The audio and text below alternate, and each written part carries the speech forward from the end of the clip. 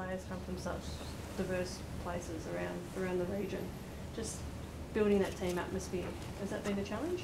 Yeah, look, it is a challenge in some aspects, I guess, but on the other way, it probably happens a bit naturally too, because the boys do spend a lot of time on the buses together. They form a really good relationship, and we're lucky this year. We've got a really close-knit group, and I think that sometimes that travelling does really bond you together. And you know, they've been outstanding all year, the way they've handled the different travelling and getting themselves up week in, week out. And I think we're in pretty good shape leading into the final this weekend.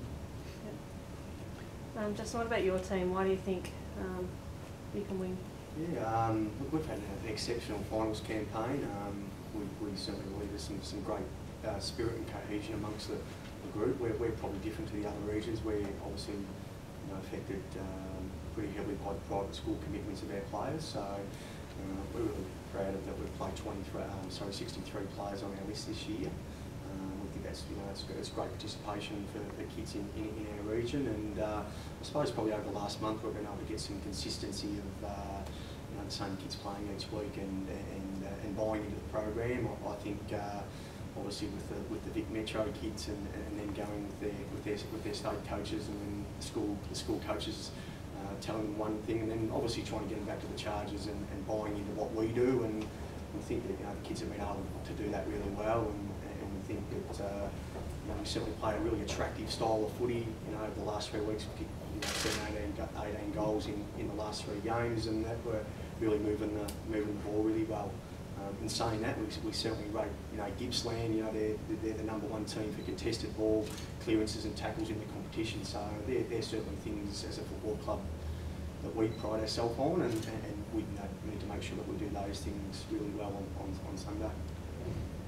Justin, coming so close last year, has that had any effect on the group whatsoever? Look, totally different group. I don't think there was one player that played in the preliminary final that played in last year's grand final. Right? So I suppose it's a totally different group. New opportunities. We've got some really strong bottom age players that keep our list competitive. With our top ages. So it's certainly a different group to last year, and we think we've got a pretty even group this year. They're all heading in one direction and one common goal.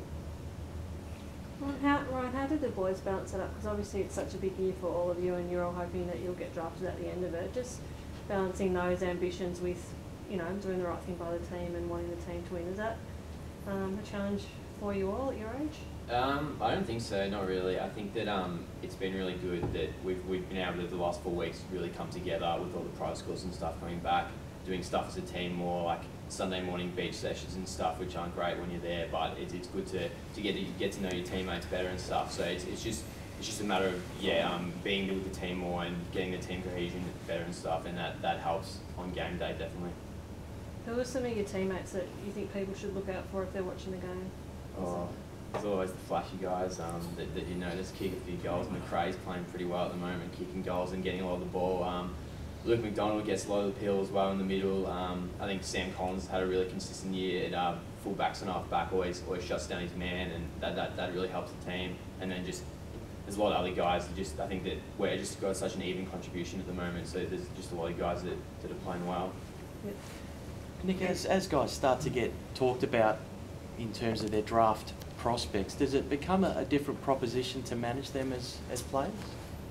Oh look, sometimes I think with the kids, it's very tough on them because it's a huge year and they're going through their, year 12 studies plus their football, and I think ideally they love to be drafted, and everyone on your list is striving for that, but unfortunately, if you get 3 or 4 each year, then you've done an outstanding job. And our boys really this year have taken on board the team first aspect, and I think we sort of spoke about it early in the year and we said, well, if we play as a team, then we're going to get more recognised at the end of the year, we'll go further, and it's worked out so far that we have played more finals and now we're playing off in the grand final. So you just hope that at the end of the year for both sides, not just us but the Oakleigh boys, that the 2 best sides in it, if they're playing off this weekend, get a fair few drafted at the end of the year.